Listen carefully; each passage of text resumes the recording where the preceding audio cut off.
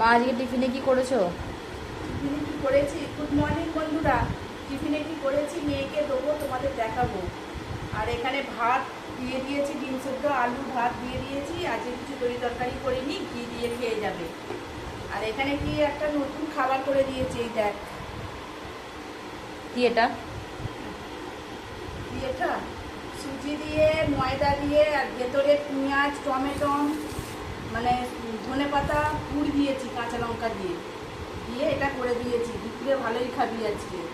একটু তোমাদের ভেঙে দেখাই। এই দেখো,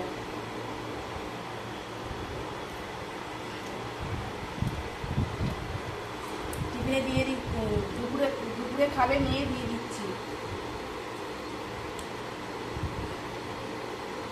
না না না না, দূরে যাও।